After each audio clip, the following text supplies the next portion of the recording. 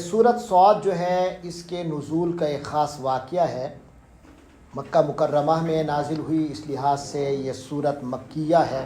آپ کو معلوم ہے کہ جناب ابو طالب جو حضور پاک صلی اللہ علیہ وسلم کے چچا تھے، اور بخاری کی روایت کے مطابق وہ ایمان نہیں لائے تھے آخر تک، تو جناب ابو طالب لیکن حضور کے چچا اور ایک قبیلہ ہونا اور ایک ذمہ داری ہونے کی وجہ سے نبی پاک صلی اللہ علیہ وسلم کا انہوں نے ساتھ مکمل دیا، جتنا ان سے ممکن ہوا انہوں نے نبی پاک کا ساتھ دیا۔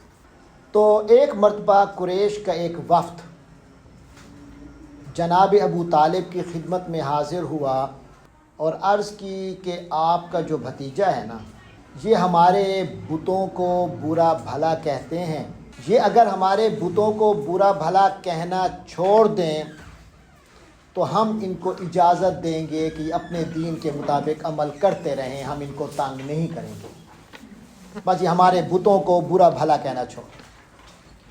اب یہ دیکھیں کہ نبی پاک صلی اللہ علیہ وسلم ان کے بتوں کو برا بھلا تو نہیں کہتے تھے، گالیاں تو نہیں دیتے تھے، اسلام میں تو یہ طریقہ کار ہی نہیں ہے۔ نبی پاک کے اخلاق عالیہ جو تھے وہ آپ جانتے ہیں۔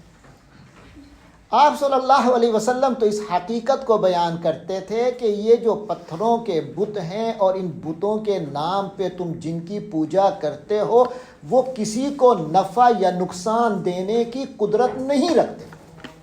بھئی یہ بات، یہ ان کے اندر یہ صلاحیت نہیں، ان کے اندر یہ طاقت نہیں کہ یہ کسی کے نفع بنس کے لیے نفع کا سامان پیدا کر سکیں، کسی کے لیے نقصان کے اسباب پیدا کر سکیں، یہ ان کے اختیار میں نہیں ہے۔ اور ایک اللہ ہی کی عبادت کرو، ان بتوں کی عبادت نہ کرو، بس یہی بات کرتے تھے، گالی تو نہیں دی۔ تو بہرحال یہ لوگ حضور پاک صلی اللہ علیہ وسلم کے چچا جناب ابو طالب کی خدمت میں حاضر ہوئے اور آ کے کہا کہ یہ بات ہماری مان لیں، ہم ان کو ان کے دین پر عمل کرنے دیں گے۔ تو لہٰذا جب حضور پاک صلی اللہ علیہ وسلم کو مجلس میں جناب ابو طالب نے بلایا کہ بیٹا یہ تمہارے یہ لوگ آئے ہوئے ہیں یہ بات کرنے، تو یہ تجویز حضور پاک صلی اللہ علیہ وسلم کے سامنے رکھی گئی۔ تو آپ صلی اللہ علیہ وسلم نے ابو طالب سے فرمایا کہ چچا جان، کیا میں انہیں اس چیز کی دعوت نہ دوں جس دعوت پہ اگر یہ آ جائیں تو ان کے لیے بہتری ہے؟ تو جناب ابو طالب نے پوچھا بیٹا وہ کیا چیز ہے؟ آپ صلی اللہ علیہ وسلم نے فرمایا میں ان کو ایک ایسا کلمہ ان سے کہلانا چاہتا ہوں جس کے ذریعے سارا عرب ان کے آگے سرنگو ہو جائے گا اور پورے عجم کے یہ مالک ہو جائیں گے۔ اس کے بعد حضور پاک صلی اللہ علیہ وسلم نے وہ کلمہ توحید پڑھا جو آپ سب پڑھتے ہیں، جانتے ہیں۔ فرق یہ ہے کہ ان کو پڑھنا اور جو پڑھوانا تھا وہ شعوری تھا۔ افسوس کہ آج ہماری امت کو جو پڑھنا ہے وہ شعوری نہیں ہے، اس کے اندر جو بات ہے وہ بات ہم نہیں ماننے والے۔ پڑھنے کا مطلب محض الفاظ ادا کرنا نہیں، وہ تو کیونکہ پریکٹیکل لوگ تھے اس لیے حضور نے فرمایا ان سے پڑھا لے، کیونکہ انہوں نے پڑھ لیا، اس کو عمل کریں گے کہ آئندہ کسی اللہ کے علاوہ پھر کسی سے کوئی امیدیں نہیں رکھیں گے، صرف اللہ سے امید ہوگی، اللہ کا ڈر ہوگا۔ تو حضور پاک صلی اللہ علیہ وسلم نے وہ کلمہ توحید پڑھا۔ جب یہ پڑھا تو وہ سارے لوگ یہ سن کر اپنے کپڑے جھاڑ کر اٹھ کھڑے ہوئے اور کہنے لگے کیا ہم اپنے سارے معبودوں کو چھوڑ کر صرف ایک کو اختیار کر لیں؟ بہت عجیب بات، آخر وہ چلے گئے۔ اس موقع پر سورت صاد کی آیات نازل ہوئی۔ اس کے علاوہ آپ کو نظر آئے گا اس سورت میں مختلف پیغمبروں کا تذکرہ ہے، جن میں خاص طور پر حضرت داؤد اور حضرت سلیمان علیہ السلام کے واقعات اس سورت میں آپ کو ملیں گے۔ شروع کرتے ہیں۔ فرمایا صاد والقرآن ذی الذکر۔ صاد حروف مقطعات میں سے صرف ایک حرف یہاں آیا ہے۔ کچھ صورتیں ایسی بھی ہیں جن میں حروف مقطعات میں صرف ایک لفظ حرف آتا ہے، جیسے صاد، کہیں دو ہیں جیسے طہ، کہیں تین ہیں جیسے الف لام میم۔ ایسے الف لام را کہیں زیادہ ہیں، جیسے 4 ہیں کاف ہا یا عین صاد، تو اسی طرح یہاں ایک ہی حرف ہے صاد. اس کے معنی آپ جانتے ہیں کہ اللہ تبارک و تعالی اور رسول اللہ کے درمیان راز ہے، کورس ہے. آگے فرمایا والقرآن، یہ جو القرآن کے نیچے زیر ہے تو پتہ چلا کہ اس سے پہلے جو واو ہے وہ حرف جر ہے. ویسے واو حرف جر جو عام آپ پڑھتے ہیں وہ حرف عطف ہوتا ہے، جو اور کے معنی میں آتا ہے. یہاں واو قسم کے معنی میں ہے، اور جو قسم کے معنی میں واو آتا ہے وہ حرف جر ہوتا ہے، وہ اگلے حرف کے نیچے کو مجرور کر دیتا ہے، جو عام طور پر زیر کی شکل میں آپ کو نظر آتا ہے. والقرآن، قسم ہے قرآن کی، کا قسم ہے قرآن کی، اور قرآن کیا ہے؟ ذی ذکر ہے. زی، زو، زا، یہ تینوں ایک ہی لفظ کی مختلف شکلیں ہیں. زبر والی حالت ہو تو زا، پیش والی حالت ہو تو زو، زیر والی حالت ہو تو زی. یہاں قرآن زیر والی حالت میں تھا نا، قرآنی، تو لہذا زی.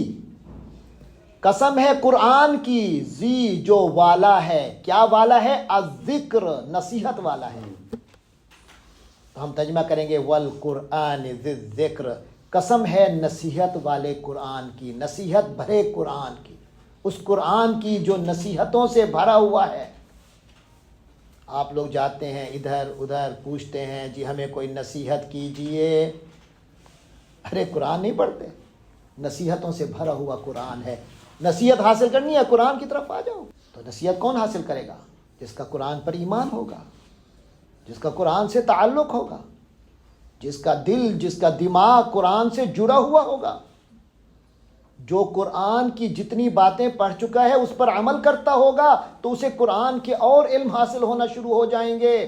لیکن اللہ تعالیٰ فرماتے ہیں بلکہ الذین، جو لوگ کافروا، انہوں نے کفر کیا، بل الذین کافروا، لیکن حقیقت یہ ہے کہ وہ لوگ جنہوں نے کفر کیا ہے، فی عزہ، وہ کیا ہے؟ اپنی بڑائی میں پڑے ہوئے ہیں. فی میں عزتن، بڑی بڑائی میں، بڑائی کے گھمنڈ میں پڑے ہوئے ہیں. وشقاق، اور مخالفت، ضد، ہٹ دھرمی میں ہے.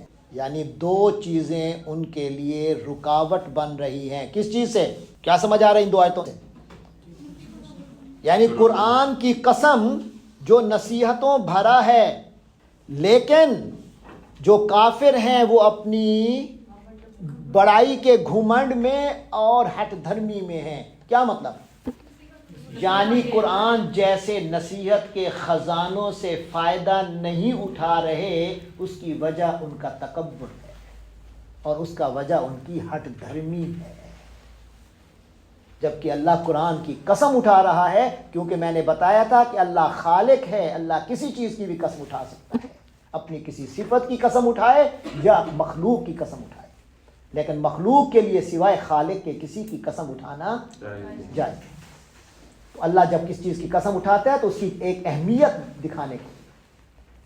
تو قرآن اتنی عظمتوں والی کتاب ہے جو نصیحتوں سے بھرپور ہے. جس نے زندگی اپنی بھلی کرنی ہو وہ قرآن کی طرف آ جائے. لیکن کافی لوگ آئے تھے کہ نہیں آئے؟ قرآن کی طرف نہیں آئے. کیوں؟ کیونکہ وہ اپنی ہٹ دھرمی میں تھے، اپنے تکبر میں تھے. آج کا مسلمان کیوں نہیں آ رہا؟ خود سوچیں. تو فرمایا کافر لوگ اس نصیحت کی طرف نہیں آئے. کم اہلکنا من قبلہم من قرن، تو یہ جو کافر آج نبی پاک کے دور کے ہیں یہ نہیں آ رہے تو اپنے آپ کو کیا سمجھ رہے ہیں کہ اللہ کی پکڑ سے بچ جائیں گے؟ ان سے پہلے بھی جب اللہ کے پیغام، اللہ کی نصیحتیں آتی تھیں اور جو لوگ ان سے روح گردانی کرتے تھے، ان کی طرف توجہ نہیں کرتے تھے، تو ان کی حالت کیا ہوئی؟ تو سنو، کم، کتنے، اہلکنا، ہم نے ہلاک کیے، من قبلہم، ان سے پہلے، من قرن کتنی قومیں، کتنی نسلیں، ارے ان سے پہلے ہم نے کتنی قوموں کو ہلاک کیا. فنادو انہوں نے پکارا، اس وقت انہوں نے آوازیں دیں، بلاتے رہے. ولا حین مناس، ولا حین مناس، جب چھٹکارے کا وقت ہی نہیں تھا ان کے پاس رہا، کوئی وقت باقی نہیں تھا مناس، بھاگنے کا، بچنے کا، چھٹکارے کا. واجبو اور تعجب ہوا ہے قریش کو، ان جاءہم کہ ان کے پاس آ گیا ہے، منذرن ایک ڈر سنانے والا، خبردار کرنے والا، منہم جو انہی میں سے ہے. یہ قریش کا وفد جو جناب ابو طالب کے پاس آ کر کہہ رہا ہے کہ اپنے بھتیجے کو روکیں، ارے تم کس کو رکوا رہے ہو؟ یہ کوئی ایک خاندان کا ایک بھتیجا نہیں ہے محمد عربی صلی اللہ علیہ وسلم، یہ اللہ کے بھیجے ہوئے رسول ہیں جو منذر ہیں. بس کیونکہ ان کے اندر سے ہیں تو ان کو قدر نہیں ہے. واجب ان کو تعجب ہوا ہے، ان جاءہم کہ ان کے پاس آ گیا ہے، منذرن ایک خبردار کرنے والا، منہم جو انہی میں سے ہیں. وقال الکافرون اور کافروں نے تو کہہ دیا، کافروں نے تو یہ کہہ دیا کہ ھذا ساحر کہ یہ بندہ جادوگر ہے، کذاب انتہائی جھوٹا ہے. کاذب جھوٹا، کذاب انتہائی جھوٹا. انہوں نے تو یہ انہوں نے تو یہ کفر بک دیا. کیوں کہتے ہیں حضور کے لیے یہ الفاظ؟ کیوں؟ کیونکہ ان کے جو غلط عقائد تھے ان پر زد پڑ رہی تھی. کہتے تھے اجعل الالہۃ الہ واحدہ، آ کے معنی کیا؟ جعل اس آدمی نے کر دیا، الالہۃ سارے خداؤں کو، الہن ایک خدا، واحدت ایک ہی، ایک خدا بنا دیا سارے خداؤں کو. ارے اتنے خدا ہیں، یہ کہتا نہیں ایک ہی ہے. اس بات پر حضور کو ساحر بھی کہہ رہے ہیں، کذاب بھی کہہ رہے ہیں. استغفر اللہ، الیاذ باللہ. یہ سوال کر کے کہتے ہیں ان ھذا لشیء عجاب، بے شک یہ تو لشیء پکی کی پکی ایسی چیز ہے کہ عجاب بہت حیران کن ہے. ارے کتنی حیرانی کی بات ہے، سارے خداؤں کو یہ ایک ہی خدا بنا رہا ہے. انہیں بڑی حیرانی ہو رہی ہے، نہیں مان رہے. وان تالا کا اور چل پڑے. میں نے بتایا نا واقعہ سمجھ آ رہا ہے نا. وان تالا کا اور چل پڑا. المالؤ جماعت، سردار لوگوں کی جماعت، منہم ان میں سے، ان کافروں کی جو سرداروں کی جماعت جناب ابو طالب کے پاس آئی اور حضور نے ان کے سامنے دو ٹوک بات کی.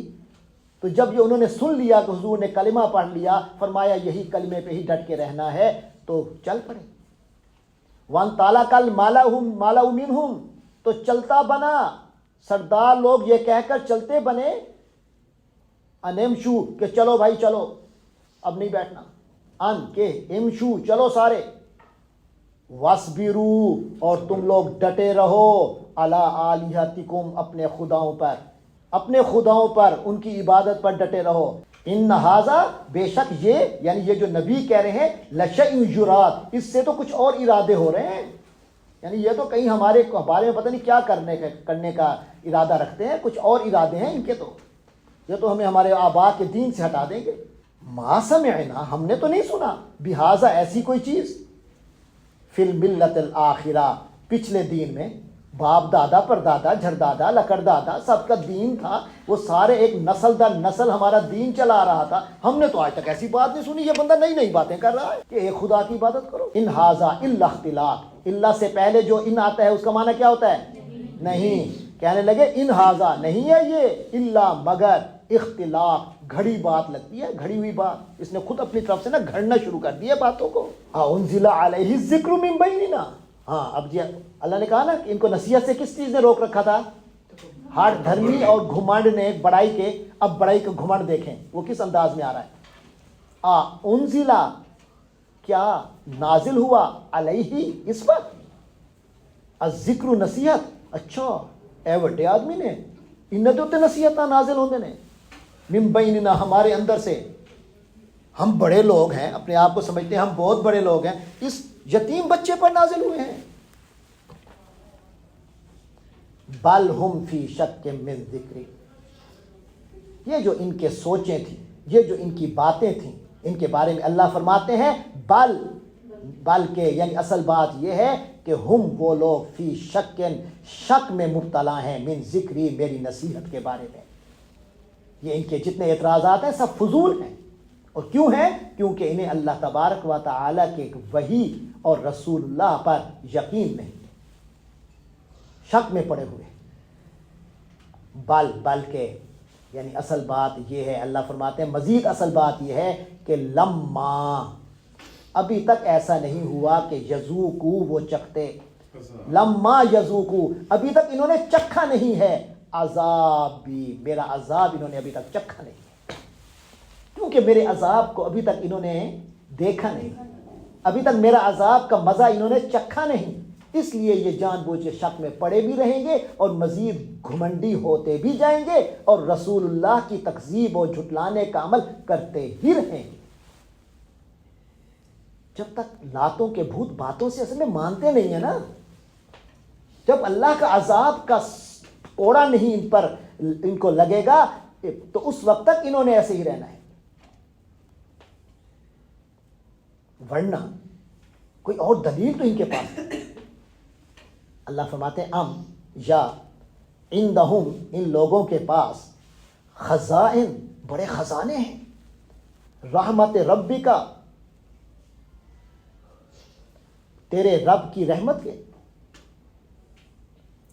العزیز اے محمد صلی اللہ علیہ وسلم آپ کا رب العزیز جو بڑا غلبے والا ہے، بڑا داتا ہے، بڑا غلبے والا ہے، الوہاب اور صحیح داتا ہے، وہاب سب کچھ عطا کرنے والا ہے، سب کچھ دینے والا ہے، جو صاحب اقتدار ہے، جو بڑا داتا ہے۔ کیا اس اللہ کے رحمت کے سارے خزانے ان کے پاس ہیں؟ یہ جو اعتراض کر رہے ہیں کہ اللہ نے محمد عربی صلی اللہ علیہ وسلم کے ذریعے سے ہمیں نصیحت کیوں کی ہے، خود ہم جو بڑے تھے۔ ارے اللہ جس کو رسول بناتا ہے یہ اللہ کی رحمت ہے، اللہ کس پر اپنا انعام فرمائے، وہی بھیجے، کس کو ہدایت دے۔ اب یہ اللہ کو بتائیں گے کہ اللہ کس کو رسول بنائے اور کس کو رسول نہ بنائے، کس کو نبوت دے کس کو نبوت نہ دے، کس پر قرآن نازل کرے کس پر نہ کرے۔ اللہ کی رحمت کے خزانے کیا ان کے قبضے میں ہیں؟ ام عندہم خزائن و رحمت ربک، اے محمد عربی صلی اللہ علیہ وسلم کیا تیرے رب کی رحمت کے خزانے ان کے پاس ہیں؟ اور تیرا رب جو ہے العزیز ہے، الوہاب ہے، ہر چیز پر اختیار رکھتا ہے، اور جو چاہتا ہے جسے دیتا ہے، جسے چاہتا ہے دیتا ہے اور خوب دیتا ہے۔ ام لہم ملک السماوات والارض، یہ ان کے پاس ہے آسمانوں کی حکومت اور زمین کی، وما بینہما اور جو ان دونوں کے درمیان ہے۔ جب ایسا نہیں ہے فَلْيَرْتَقُوا تو چڑھیں، یہ اوپر چڑھ جائیں، فی الاسباب رسیاں تان کر جاؤ، آسمان پہ پہنچو، جاؤ رسیاں اٹھا کے جاؤ آسمان اور عرش تک پہنچو، اللہ کا مقابلہ کرنا ہے تم نے، جا کے اللہ کے رحمتوں پہ اللہ کے خزانوں پہ قبضہ کرنا ہے، جاؤ رسیاں پکڑ لو اور آسمان میں رسیاں تان کر اوپر چڑھنا شروع کر دو۔ کر سکتے ہو؟ جندم ما ہنالک، ارے ان کی حقیقت ہی کیا ہے؟ جندن یہ ایک لشکر ہے بس، ما جو ہنالک یہیں پر محزوم شکست کھا جائے گا، من الاحزاب مختلف لشکروں میں سے یہ ایک لشکر ہے، مختلف گروہوں میں سے یہ، من الاحزاب گروہوں میں سے، مختلف دنیا میں گروہ ہیں، ان گروہوں میں سے یہ بھی قریش کا ایک لشکر ہے۔ ہنالک محزوم یہ یہاں شکست کھا جائے گا۔ یہی واقعہ پھر بدر میں ہوا نا، کچھ عرصے کے بعد جب نبی پاک نے ہجرت فرمائی اور مدینہ گئے، پھر مدینہ کی ہجرت کے دوسرے سال یہی بڑا بڑا لشکر ابو جہل وغیرہ، عتبہ، عتیبہ، شیبہ، یہ سارے اپنے پورے لشکر قریش کا لے کر آئے اور بدر کے میدان میں لڑائی ہوئی، اور نبی پاک صلی اللہ علیہ وسلم کے صحابہ کرام کے ہاتھوں ان کو شکست فاش ہوئی۔ تو فرمایا جندم ما، یہ تو بس ایک لشکر صحیح ہے، ہنالک محزوم، جسے وہاں شکست ہو جائے گی، من الاحزاب، بس چند گروہ ہیں دنیا میں، ان گروہ میں سے یہ ایک لشکر ہے بس. کذبت قبلہم قوم نوح وعاد وفرعون، یہ کوئی پہلے ایسے بد نصیب نہیں ہیں، ان سے پہلے بھی بڑے لوگوں نے جھٹلایا، قوم نوح نے جھٹلایا اور عاد نے جھٹلایا اور فرعون نے جھٹلایا. ذو الاوتاد، فرعون کون سا؟ فرعون وہی جو میخوں والا تھا، یہ خاص ہی کوئی، فرعونوں میں بھی ایک خاص مقام رکھنے والا، جیسے ہوتا ہے کئی بادشاہ آتے ہیں، کئی بادشاہ ذرا زیادہ بڑے ہوتے ہیں. تو فرمایا میخوں والے فرعون نے بھی پیغمبروں کو جھٹلایا تھا. اس سے مراد کیا ہے، اس پر بڑی وہ ڈبیٹ ہے. وَثَمُودَ، اور قوم سمود نے بھی تو جھٹلایا تھا. وقوم لوط وثمود، اور قوم سمود نے جھٹلایا تھا. وقوم لوط، اور قوم لوط نے جھٹلایا تھا. واصحاب الایکہ، اور ایکہ والوں نے بھی جھٹلایا تھا. اس سے مراد عام طور پہ حضرت شعیب علیہ السلام کی قوم سمجھی جاتی ہے. اولئک الاحزاب، وہ بھی کئی گروہ تھے، وہ بھی تو مختلف گروہ تھے. ان کل الا کذب الرسل، ان نہیں کل ہر ایک، الا مگر، ان کل الا یعنی ان میں سے کوئی ایسا نہیں تھا مگر کذب الرسل، اس نے پیغمبروں کو جھٹلایا. فحقا، تو وہ حقدار ہو گیا عقاب، سزا کا.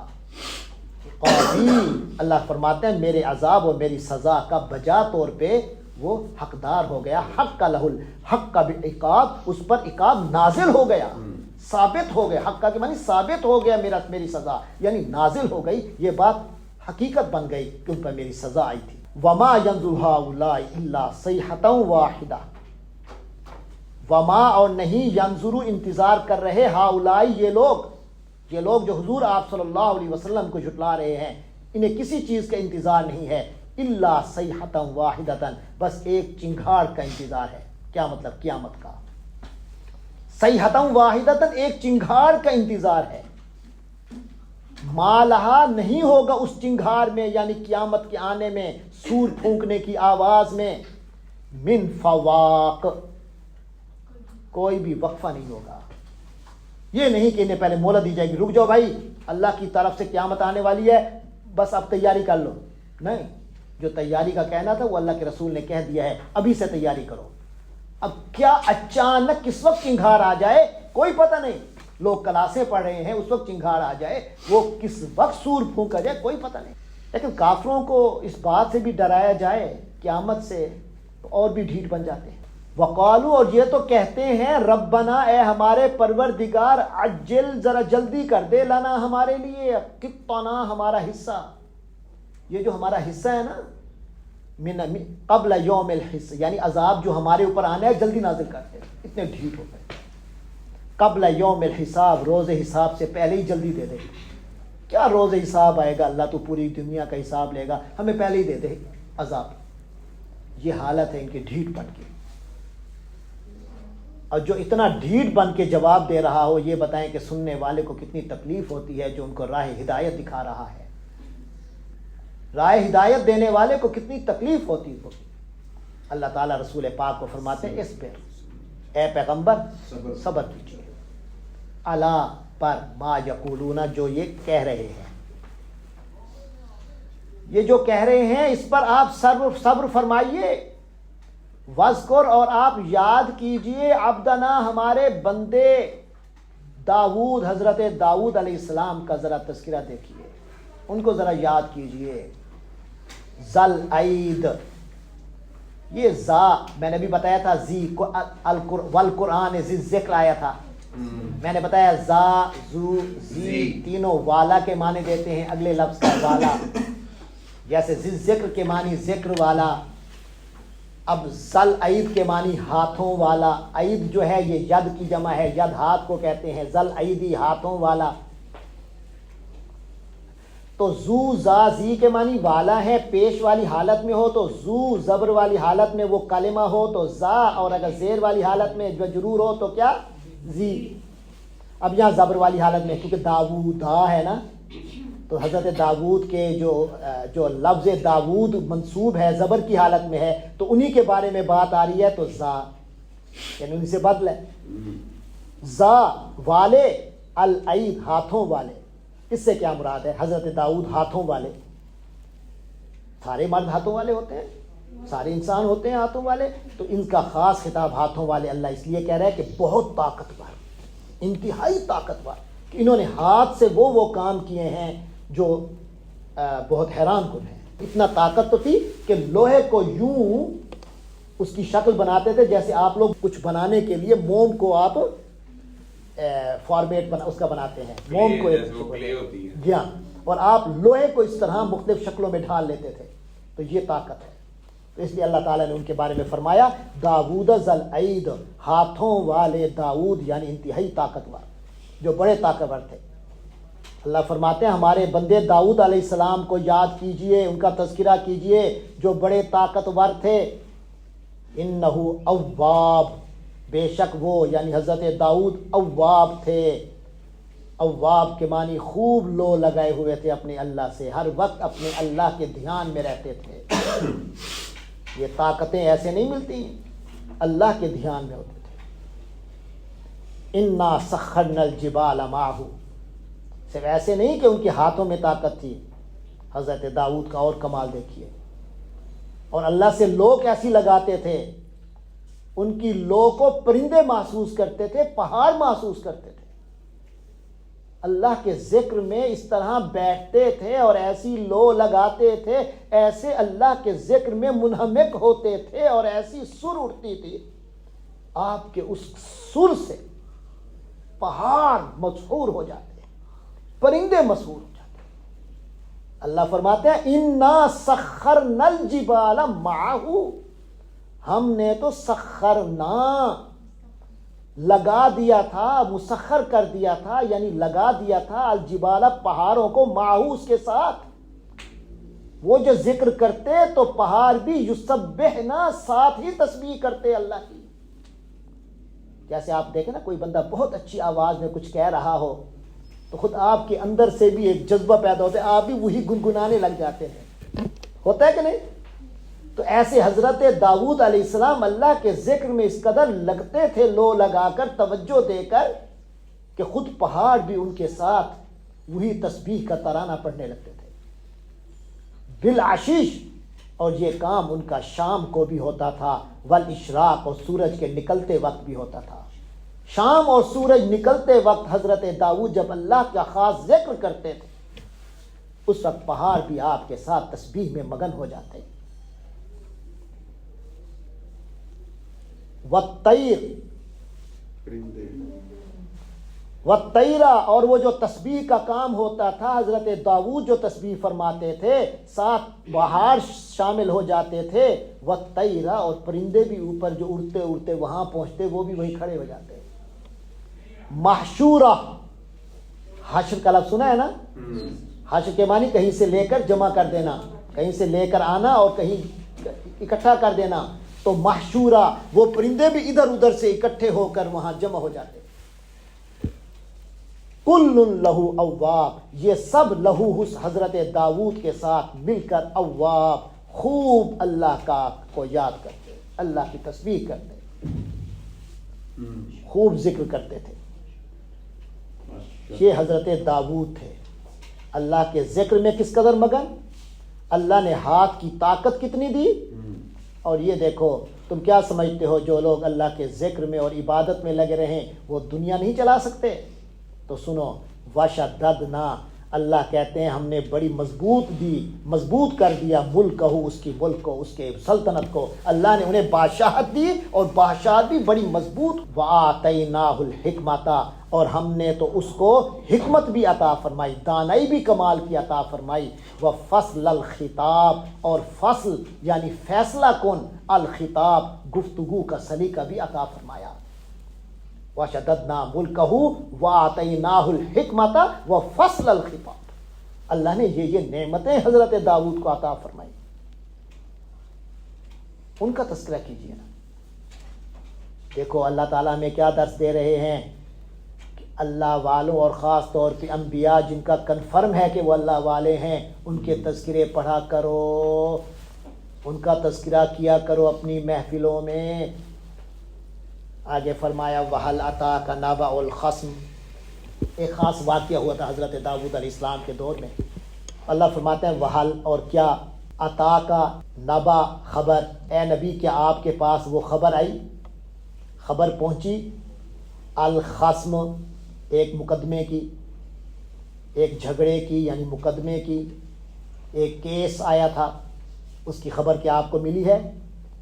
کون سا کیس؟ اذ تصوروا، جب وہ دیوار پر چڑھائے، المحراب، عبادت گاہ، دیوار پر چڑھ کر عبادت گاہ میں گھس آئے تھے۔ یہاں سے لے کر آیت نمبر 24 تک، یعنی یہ 4 آیتیں میں ایک واقعے کا ذکر ہے۔ وہ واقعہ کیا ہے اس کا خلاصہ عرض کر دیتا ہوں۔ حضرت داؤد علیہ السلام اللہ کے پیغمبر تھے، ان سے لغزش ہو گئی تھی، اللہ تعالیٰ نے اس لغزش پر تنبیہ کرنے کے لیے یہ 2 آدمی غیر معمولی طریقے سے آپ کے پاس اس وقت بھیجے جب آپ علیہ السلام اپنی عبادت گاہ میں تھے۔ وہ جب دونوں آدمی آئے آپ سے فیصلہ کروانے کے لیے، آپ کے سامنے اپنے اس مقدمے کو پیش کیا، تو حضرت داؤد علیہ السلام نے اپنا فیصلہ دے دیا اس میں جو بھی تھا۔ لیکن جب انہوں نے فیصلہ سنا دیا، فیصلہ سناتے ہی حضرت داؤد علیہ السلام کو احساس ہو گیا یہ تو اللہ تعالیٰ نے میرے سامنے ان 2 کے ذریعے سے جو میرے سامنے کیس جو آیا ہے اور میں نے فیصلہ کیا ہے، ان میں میرا ایک اپنا مسئلہ تھا کوئی، وہ حضرت داؤد کو محسوس ہوا، مجھ سے وہ غلطی ہوئی تھی، یہ اللہ نے اس واقعے کے ذریعے سے مجھے وہ سمجھایا ہے، تنبیہ کی ہے کہ تم سے یہ لغزش ہو گئی ہے، میری لغزش پر اللہ تعالیٰ نے تنبیہ فرمائی ہے۔ جب انہیں فوراً احساس ہوا اپنے ایک واقعے کی اور اس پر لغزش کی، تو آپ فوراً سجدے میں گر گئے اور توبہ و استغفار میں مشغول ہو گئے، کیونکہ نبی تھے نا، نبی سے اگر کوئی لغزش ہو بھی جائے، ان کے مقام سے ہٹ کر تھوڑا سا کام ہو بھی جائے، تو اللہ تعالیٰ فوراً ان کو سمجھا دیتا ہے، فوراً اسٹریٹ اپنے رستے پہ آتے ہیں جو ان کا اصل رستہ ہے۔ اس لیے نبی معصوم ہوتے ہیں کہ اگر ان سے اپنے مقام سے ہٹ کے کچھ ہوتا بھی ہے تو فوراً دوبارہ اللہ تعالیٰ ان کو ان کے اپنے پیٹرن پہ لے آتا ہے۔ تو حضرت داؤد علیہ السلام کو فوراً تنبیہ ہو گئی اور فوراً خیال آیا، اور آپ علیہ السلام سجدے میں گر گئے اور توبہ و استغفار میں مشغول ہو گئے۔ لیکن قرآن مجید میں ہمیں یہ تفصیل نہیں ملتی کہ وہ لغزش تھی کیا، اور اس مقدمے کے پیش ہونے سے انہیں کس طرح خیال آ گیا، کیونکہ قرآن تو ہمیں یہ سبق دینا چاہتا ہے کہ اگر کسی بندے سے کوئی بھول چوک ہو بھی جائے تو اسے جلد از جلد فوراً واپس اپنے صحیح رستے پر آ جانا چاہیے۔ تو حضرت داؤد علیہ السلام کے اس واقعے کی اس بات سے ہمیں اس چیز کا سبق ملتا ہے۔ تو ہم اس تفصیل میں نہیں جاتے، اگرچہ مفسرین نے اس کے بارے میں کئی قصے لکھے ہیں، لیکن ہم ان قصوں کی تفصیل میں نہیں جاتے۔ بس یہی بات سمجھ لینا کافی ہے کہ اگر انسان سے کوئی لغزش ہو جائے تو تھوڑا سا کہیں سے سمجھ آ جائے، فوراً انسان کو حساس ہونا چاہیے اور سبق لینا چاہیے۔ اچھا جی، وہ جو تھے حضرت داؤد کے پاس آئے تھے، فرمایا اذ داخلوا علی داؤد، جب وہ حضرت داؤد کے پاس پہنچے، ففازع منہم، جب آپ عبادت گاہ میں تھے اور اچانک وہ دیوار سے چڑھ کر آپ کے پاس آئے، ففازع منہم، آپ علیہ السلام گھبرا گئے ان سے۔ قالوا لا تخف، تو انہوں نے کہا کہ لا تخف، ڈریے مت، خصمانی، ہم تو 2 فریق ہیں، بغا بعضنا علی بعض، بغا چڑھائی کی ہے، زیادتی کی ہے، بعضنا ہم میں سے ایک نے، علی بعض دوسرے پر، ہم دونوں آپ کے پاس کیس لے کر آئے ہیں، ہم میں سے ایک ہے جس نے زیادتی کی ہے دوسرے کے ساتھ۔ فاحکم بیننا، تو آپ فیصلہ کر دیجئے ہمارے درمیان، بالحق، کے حق کے ساتھ، ولا تشتت، اور زیادتی نہ کیجئے، واہدنا، اور ہمیں ہدایت دیجئے، الی سواء الصراط، سیدھے راستے کی، سیدھے سیدھا راستہ ہمیں بتا دیجئے، بس آپ زیادتی نہ کیجئے گا، صحیح صحیح فیصلہ کیجئے گا۔ کیس کیا ہے، ایشو کیا ہے، دونوں نے کیا بتایا؟ تو روایت میں یہ آتا ہے کہ دونوں فرشتے تھے، صرف ان کو تنبیہ کے لیے آئے تھے۔ اچھا، انہوں دونوں نے اپنا کیس کیا پیش کیا؟ تو ایک نے کہا ان ھذا اخی، بے شک یہ آدمی میرا بھائی ہے، لہو 99 نعجتن، اس کے پاس 99 دمبیاں ہیں، دمبے جو ہوتے ہیں اس کی مؤنث ہے دمبی، اس کے پاس 99 دمبیاں ہیں، ولیہ نعجت واحدہ، اور میرے پاس ایک ہی دمبی ہے، دا نعجت واحدہ، ایک ہی دمبی ہے، فقال اکفلنیہا، اب یہ کہتا ہے کہ وہ بھی میرے حوالے کر دے، وعزنی، اور اس نے تو مجھے دبا لیا ہے، فی الخطاب، گفتگو میں، بیان کے زور سے، یعنی باتوں باتوں میں مجھے ایسا دبوچ لیا ہے، مجھے بس اب مجھے کہتا ہے وہ ایک بھی مجھے دے دے، میں مجبور ہو گیا ہوں کہ ایک بھی سے دے دوں، آپ بتائیے کیا کیا جائے؟ آپ نے فیصلہ یہ دیا، قال، آپ نے فرمایا، لقد ظالمک، اس آدمی نے تو ظلم کیا ہے تجھ پر، بے سوال نعجاتی کا، جو اس نے مانگا ہے تیری ایک دمبی کو، الا نیاجی، اپنی بہت سی دمبیوں کے ساتھ، یعنی میری 99 تو ایک بھی مجھے دے دے، بھائی ایک تو تیری ہے نا۔ تو اس آدمی نے اپنی دمبیوں میں شامل کرنے کے لیے تمہاری دمبی کا جو مطالبہ کیا ہے، اس معاملے میں اس نے یقیناً تجھ پر ظلم کیا ہے، یعنی زیادتی کر رہا ہے یہ بندہ۔ وَإِنَّ كَثِيرًا مِّنَ الْخُلَطَاءِ، اِنَّ، بے شک، کثیراً، بہت سے لوگ، من الخلطاء، جو جن کے درمیان شرکت ہوتی ہے، لَيَبْغِي، وہ جو ہے نا زیادتی کرتے ہیں، بعضهم، ان میں سے ایک، علی بعض، دوسرے پر، وہ ایک دوسرے کے ساتھ زیادتی کرتے ہیں، بڑے والا چھوٹے والے کا حصہ کھا جاتا ہے۔ الا الذین آمنوا، سوائے ان کے، وہ لوگ زیادتی نہیں کرتے، الذین آمنوا، جو ایمان لائے ہوں، وعملوا الصالحات، اور جنہوں نے نیک عمل کیے ہوں، وقلیل ما ہم، اور وہ ہوتے بہت کم ہیں ایسے لوگ۔ بس یہاں تک آپ نے فیصلہ سنایا۔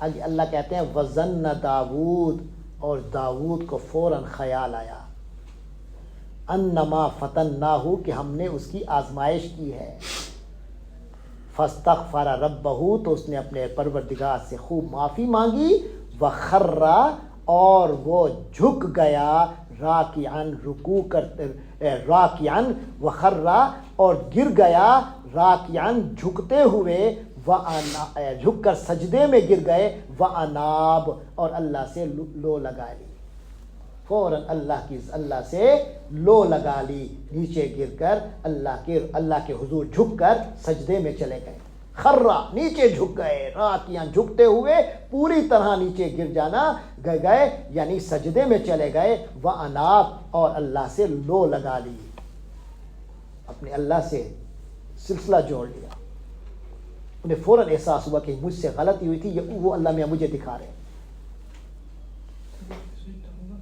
جی اب سن لیں، یہ آیت سجدہ تھی، جو میں نے پڑھی ہے آخر میں، تو آپ لوگ بھی یہ آیت پڑھ کے سجدہ کر لیجیے گا۔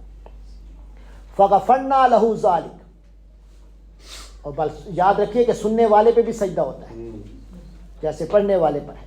فغفرنا لہ ذالک، تو ہم نے، اللہ کہتے ہیں ہم نے معاف کر دیا لہو، اس کو، ذالک، یہ، تو حضرت داؤد نے فوراً اللہ سے استغفار کیا، تو ہم نے اسے یہ معاف کر بھی دیا۔ وَإِنَّ لَهُ، اور بے شک لہو، اس داؤد علیہ السلام کے لیے، ایسا نہیں ہے کہ اسے معافی ملی ہے، بلکہ داؤد تو ہمارے وہ پیارے بندے ہیں کہ اس کا ایک مقام ہے عندنا، ہمارے پاس، لزلفا، لام تاکید کے لیے ہے، ان کا جو مقام ہے ہمارے پاس وہ زلفا ہے، بہت قریب کا ہے، تقرب ہے انہیں حاصل ہمارے ساتھ، وہ ہمارے بہت قریب ہیں، وحسن مآب، اور ان کا بہترین ٹھکانہ ہے ہمارے پاس۔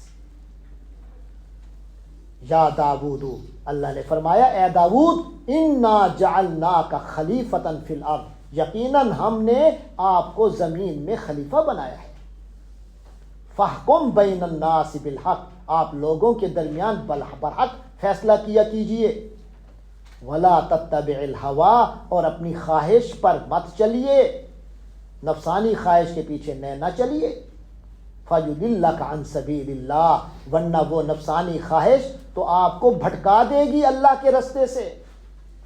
ان الذین یضلون عن سبیل اللہ، بے شک جو لوگ اللہ کے رستے سے بھٹک جاتے ہیں، لہم عذاب شدید، ان کے لیے تو بہت سخت عذاب ہے،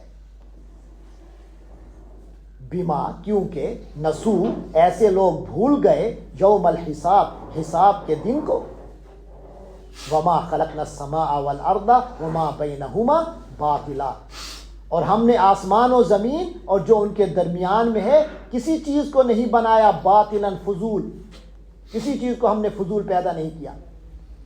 ذالک ظن الذین کفروا، یہ تو ان لوگوں کا گمان اور خیال ہے جنہوں نے کفر کیا، یعنی کافر ہیں جو کسی چیز کے بارے میں یہ سمجھتے ہیں کہ بس یہ ہماری مرضی کی ہے، اس میں ہم اپنی مرضی چلائیں گے۔ کوئی چیز اپنی مرضی کی نہیں، کوئی چیز باطل نہیں، فضول نہیں، ہر چیز اللہ کی مرضی کی ہے۔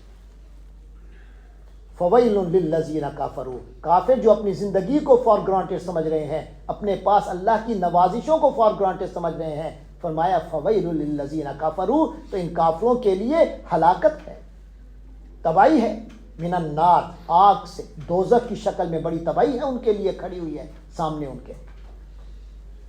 ام نجعل الذین آمنوا، کیا ایسا ہو سکتا ہے کہ نجعل ہم کر دیں الذین آمنوا وعملوا الصالحات، ان لوگوں کو جو ایمان لے آئے اور نیک اعمال کیے، ہم ان کو کر دیں گے کل مفسدین، فسادیوں کی طرح فی الارض، زمین میں جو لوگ فساد کرتے رہے، اللہ کا کہنا نہیں مانا، منمانیاں کرتے رہے، ان لوگوں کو اور ایمان لانے والے نیک عمل کرنے والوں کو ہم ایک جیسا کر دیں گے۔ دیکھیں کسی کو عذاب نہ ہو، کسی کو جزا نہ ملے، سب برابر ہو گئے نا قیامت کے دن۔ اللہ کرے گا کہ ہم ایسا کریں گے؟ کیسے ہو سکتا ہے؟ اللہ کے بارے میں کیسے سوچ سکتے ہو کہ اللہ تعالیٰ اپنے اطاعت کرنے والوں کو اور اپنی نافرمانی کرنے والوں کو برابر کر دے؟ ام نجعل المتقین کالفجار، اللہ فرماتے ہیں کہ ہم اپنے پرہیزگار بندوں کو بدکاروں کے برابر کر دیں گے۔ المتقین پرہیزگاروں کو کا جیسے الفجار بدکار لوگ ہوتے ہیں، کیا ہم ان کو ان کی طرح کر دیں گے؟ کیا سمجھتے ہو اللہ کے بارے میں؟ ارے کتابن، اے نبی سن لیجئے، کتابن یہ ایک کتاب ہے، لوگوں تم بھی سن لو، کتابن یہ کتاب ہے قرآن مجید، انزلناہ الیک، اور اے نبی ہم نے اس کتاب کو الیک آپ صلی اللہ علیہ وسلم کی طرف نازل کیا ہے، مبارکن یہ برکتوں والی کتاب ہے، لیدبروا آیاتہ، نازل کیوں کیا ہے؟ تاکہ یہ لوگ اس کی آیتوں پر غور و فکر کریں، لیدبروا خوب تدبر کریں، آیات ہی اس کی آیتوں پر، اس لیے ہم نے ایک ایک آیت کا سلسلہ بھی چلایا ہوا ہے، ایک ایک آیت پر، ہر اس کی چیز پر غور کرو، فکر کرو۔ وَلِيَتَذَكَّرَ أُولُو الْأَلْبَابِ، اور تاکہ عقل مند لوگ نصیحت حاصل کریں، لیتذکر، اور نصیحت حاصل کریں، اولو الالباب عقل والے لوگ، عقل رکھنے والے لوگ، تاکہ وہ لوگ اب اس پر عمل کریں، اپنی آخرت درست کریں۔ وَوَهَبْنَا لِدَاوُودَ سُلَيْمَانَ، اللہ فرماتے ہیں اور ہم نے داود کو سلیمان عطا کیا، یعنی حضرت داود علیہ السلام کو اللہ نے پھر سلیمان علیہ السلام جیسا بیٹا عطا کیا۔ نعمہ، کتنا اچھا تھا، العبد بندہ، خود سلیمان کتنے اچھے بندے تھے، خود حضرت داود ہمارے کتنے اچھے بندے تھے، سلیمان ہمارے کتنے اچھے بندے تھے۔ انہو اواب، واقعی وہ خوب اللہ سے اواب، لو لگانے والے تھے۔ اب حضرت سلیمان کا سنیے، فرمایا اذ عورضا، وہ وقت یاد کرو، اذ جب عورضا پیش کیے گئے، علیہ اس پر۔ اب حضرت سلیمان کو بھی اپنا ایک معاملہ تھا، اس پر اپنی لغزش یاد آئی، فوراً احساس ہوا، فوراً، یعنی کچھ ہو سکتا ہے انسان ذرا تھوڑا سا اس سے کوئی خلاف مقام کام ہو جائے، لیکن فوراً احساس جو رکھتے ہیں اور واپس آتے ہیں، یہ اللہ کو معلوم ہے۔ فرمایا اذ عورضا، جب پیش کیے گئے، علیہ اس حضرت سلیمان علیہ السلام پر، بالعشی شام کے وقت، الصافنات الجیاد، اچھی نسل کے عمدہ گھوڑے، اچھی نسل کے عمدہ گھوڑے ان کے سامنے پیش کیے گئے، باقاعدہ جیسے بادشاہ بیٹھے ہو تو ان کے سامنے نئی چیزیں آتی ہیں بڑی اسپیشل قسم کی، تو ان کے سامنے پیش کیے جاتے ہیں، دکھائے جاتے ہیں۔ تو حضرت سلیمان علیہ السلام ایسے تشریف رکھتے تھے، شام کے وقت اچھی نسل کے عمدہ گھوڑے ان کے سامنے پیش کیے گئے۔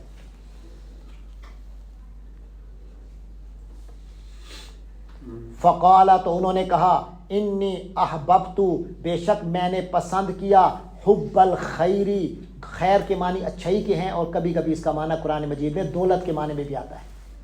فرمان لگے میں نے پسند کیا، حب محبت، الخیری دولت کی محبت، یعنی میں نے دولت، یہ دولت ہی تھی نا، خزانے میں بیت المال میں مال آ رہا تھا، بیت المال کا سارا خزانہ تھا، دولت تھی، تو جب وہ آئی تو آپ چیک کر رہے تھے گھوڑوں کو، اور ان کی نسل کے حوالے سے ان کی پوری چیکنگ ہو رہی تھی، حالانکہ انہوں نے استعمال بھی جہاد میں بھی ہوتے تھے گھوڑے، تو اس کے پیچھے بھی دینی مقصد تھا، لیکن اس دینی مقصد میں بھی کیونکہ ایک دولت کا پہلو تھا، تو آپ نے دیکھا کہ وقت زیادہ لگ گیا اور کوئی عبادت کا وقت تھا وہ چھوٹ گیا، اسی میں وقت لگ گیا۔ تو فرمایا، آپ نے فرمایا، حضرت داؤد حضرت سلیمان علیہ السلام نے فرمایا، میں نے اس دولت کی محبت اپنے پروردگار کی یاد ہی کی وجہ سے اختیار کی ہے، حب الخیری عن ذکر ربی حتی توارت، یہاں تک کہ چھپ گیا، بالحجاب، وہ اوٹ میں، پردے میں چھپ گئے، ردوہا علیہ، بعض نے اس کے مختلف معنی کیے ہیں۔ کہتے ہیں کہ حضرت سلیمان علیہ السلام کے سامنے وہ بہترین گھوڑے جب پیش کیے گئے جو یقیناً جہاد کے مقصد کے لیے اکٹھے کیے گئے تھے، اور اس میں آپ کی سلطنت کی ایک شان و شوکت کا اظہار تھا،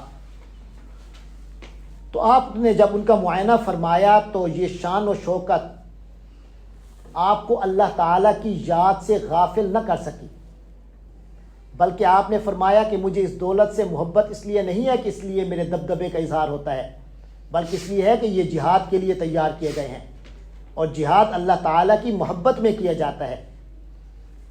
پھر وہ گھوڑے چلتے ہوئے آپ کی نگاہوں سے روپوش ہو گئے، تو آپ نے دوبارہ بلوایا ان کو، اور ان کی پنڈلیوں اور گردنوں پر پیار سے ہاتھ پھیرنے لگے۔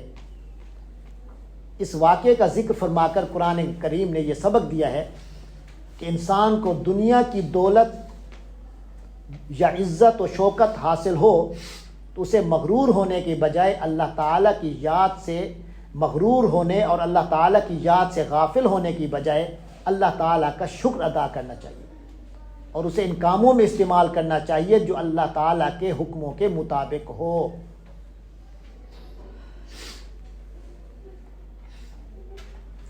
جو میں پہلے بات کر رہا تھا وہ کیا وجہ تھی، یہ ایک رائے ہے جو ابھی آپ کے سامنے میں نے پیش کی۔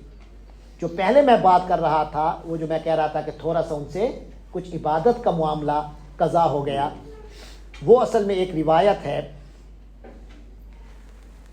مفسرین کے ایک جماعت نے وہ واقعہ لکھا ہے، اس کی تفسیر جو انہوں نے کی ہے وہ یہ ہے کہ گھوڑوں کے معائنے کے دوران آپ کی نماز قضا ہو گئی، جس پر آپ نے افسوس کا اظہار کیا کہ اس دولت کی محبت نے مجھے اللہ تعالیٰ کی محبت سے ہٹا دیا، یعنی مجھے کچھ دیر کے لیے ایسا مجھ پر تھوڑا سا ایک معاملہ آیا تو انہوں نے مجھے غافل کر دیا، اس لیے آپ نے دوبارہ گھوڑے منگوائے اور انہیں اللہ تعالیٰ کے لیے قربان کر دیا، کہ جن چیزوں نے میرے دل کو لبھایا تھا ان کو اللہ کی راہ میں قربان کر دیا جائے، اور تلوار سے ان کی پنڈلیاں اور گردنیں کاٹنی شروع کر دیں، جیسے ابھی آئے گا اس آیت میں۔ تو اس لیے یہ دونوں مختلف قسم کے ترجمے اس کے کیے گئے ہیں۔ تو اس کا مطلب پھر یوں بنتا ہے، انی احببت حب الخیر، کہ دولت کی محبت نے مجھے لبھا لیا، عن ذکر ربی، رب کے ذکر کے مقابلے پر، یعنی رب کے ذکر سے مجھے انہوں نے ہٹا دیا، حتی توارت بالحجاب، یہاں تک کہ وہ اوٹ میں چلا گیا، یعنی سورج اوٹ میں چلا گیا، سورج چھپ گیا، مغرب ہو گئی، اور وہ نماز غالباً جو تھی وہ رہ گئی۔ تو جب ایسا ہوا تو فرمایا ردوہا علیہ، لوٹا دو ان کو مجھ پر، واپس لے آؤ انہیں۔ فتافقا، تو آپ شروع ہو گئے مسحن، ان کو چھونا، بالسوقی، ان کی پنڈلیوں کو، والاعناق، اور گردنوں پر، یعنی ان پر تلوار ہاتھ چلا دیا، یعنی ان کو ذبح کر دیا۔ یہ ایک رائے ہے جس کے مطابق یہ ہے کہ نماز قضا ہو گئی، لیکن جو پہلی والی رائے جو میں نے پیش کی تو اس کے مطابق پھر اس کا مطلب یہ ہوگا کہ جب آپ نے یہ فرمایا کہ ان گھوڑوں کی محبت مجھے رب کی محبت سے غافل نہیں کر سکتی، یہاں تک کہ وہ گھوڑوں کا پورا لائن جو چل رہی تھی وہ آخر جا کے اپنے اوٹ میں چلی گئی، لیکن پھر بھی آپ اللہ کی محبت اور اللہ کے تعلق سے آپ کو ہلکا سی بھی آپ پر غفلت طاری نہ ہوئی۔ پھر آپ نے فرمایا کہ لوٹاؤ ان کو، تو پھر آپ ان کو پیار سے، کیونکہ یہ جہاد کے لیے استعمال ہو رہے ہیں، آپ نے انہیں پیار سے ان کی گردنوں پر اور ان کی پنڈلیوں پر ہاتھ پھیرا۔ یہ ایک اور انداز ہے، واللہ عالم بالصواب۔ دونوں باتیں ممکن ہیں۔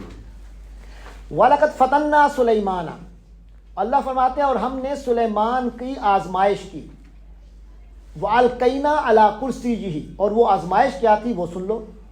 وَأَلْقَيْنَا، اور ہم نے ڈال دیا عَلَىٰ كُرْسِيِّهِ، ان کی کرسی پر، جاسدن، ایک جسم، ایک دھڑ لا کر رکھ دیا. ثُمَّ أَنَابَ، پھر انہوں نے اللہ کی طرف رجوع کیا، انہیں کچھ احساس ہوا. یہ واقعہ کیا ہے؟ اس واقعے کی بھی تفصیل نہ تو قرآن مجید میں ملتی ہے نہ کسی مستند حدیث میں جو اس واقعے کی ہمیں تفصیل بتائے. لیکن جو باتیں بیان کی گئی ہیں وہ انتہائی کمزور ہیں اور ہم ان پر کوئی اعتبار نہیں کر سکتے، اور ثابت نہیں ہوتا کہ وہ باتیں اس آیت کی تفسیر ہیں. لہٰذا سلامتی کا راستہ یہی ہے کہ خود قرآن مجید نے جس چیز کو مبہم چھوڑ دیا ہے ہم بھی اس کو مبہم ہی رہنے دیں. بارہ اتنا پتہ چلتا ہے کہ یہاں حضرت سلیمان علیہ السلام کی کوئی آزمائش اللہ نے فرمائی تھی تو انہوں نے فوراً اللہ کی طرف رجوع فرما لیا، فوراً اپنی لو دوبارہ اللہ سے لگا لی. قال رب اغفر لی، تو حضرت سلیمان نے عرض کی میرے پروردگار اغفر لی، میری بخشش فرما دے، وہب لی ملکن، اور مجھے عطا فرما ایک ایسی بادشاہ لا ینبغی، جو مناسب نہ ہو، لأحد، کسی کے بھی مناسب نہ ہو، من بعدی، میرے بعد، جو میرے بعد کسی کے بھی مناسب نہ ہو، پھر ایسی بادشاہت کسی کو نہ ملے. انک انت الوہاب، بے شک تو ہی تو سخی داتا ہے، تو ہی تو سب کچھ عطا کرنے والا، دینے والا، نوازنے والا ہے، تو ایسی حکومت ملے. تو آپ نے دیکھا کیسی حکومت ملی. فسخرنا لہ الریح، اللہ فرماتے ہیں تو ہم نے انہیں ایسی حکومت دی کہ سخرنا، ہم نے کنٹرول دیا ان کو، الریح، ہوا پر، ہوا ان کے قابو میں کر دی. اس سے بڑی کیا حکومت ہوگی؟ آج بھی بڑی حکومتیں ہواؤں پہ قابو نہیں ہے، پتہ نہیں چلتا، اچانک طوفان آ جاتے ہیں ہواؤں کے. اللہ فرماتے ہیں ہم نے انہیں ہوا پر طاقت عطا فرمائی، ہوا ان کے قابو میں کر دی، تجری بامرہ، جو ان کے حکم سے چلتی تھی، رخاءً، ہموار ہو کر، حیث اصابا، جہاں بھی وہ ہوا پہنچتی، وہ ہوا جہاں چلتی حضرت سلیمان علیہ السلام کے حکم سے چلتی اور ہموار ہو کر چلا کرتی تھی. سورۃ انبیاء کی آیت 18 میں بھی اس کی تفصیل گزر چکی ہے. فرمایا والشیاطین، اور شیطانوں کو بھی ہم نے حضرت سلیمان کے قابو میں دے دیا تھا. یعنی شیطان سے مراد ہے شریر قسم کے جن، شریر قسم کے جنات کو بھی ہم نے حضرت سلیمان کے قابو میں دے دیا تھا.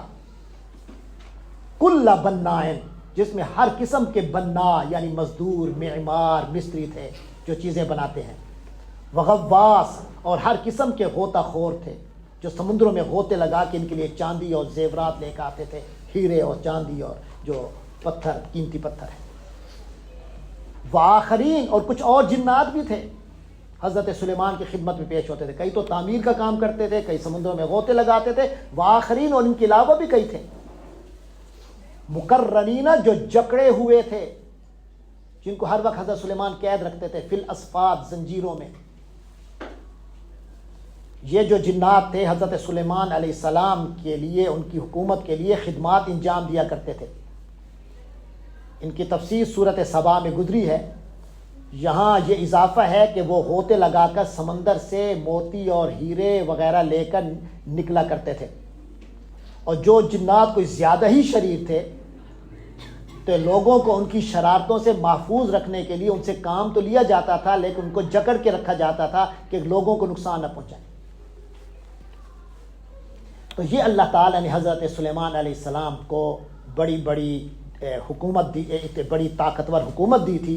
تو اللہ فرماتے ہیں، اللہ تعالیٰ نے حضرت سلیمان کو فرمایا تھا ھذا عطاؤنا، یہ ہمارا عطیہ ہے. سلیمان، یہ ہمارا عطیہ ہے. فامنون، تو اب تمہیں اختیار ہے، اومنون، کہ آپ کسی کو کچھ دے دو، یعنی کسی اور پر یہ کچھ احسان کرو، ان میں سے کچھ دیتے رہو جو اللہ نے آپ کو پر نوازش کی ہے اس میں سے کچھ لوگوں کو دیں، آپ کا اختیار ہے. او امسک، یہ اپنے پاس ہی رکھ لیں، روک رکھیں.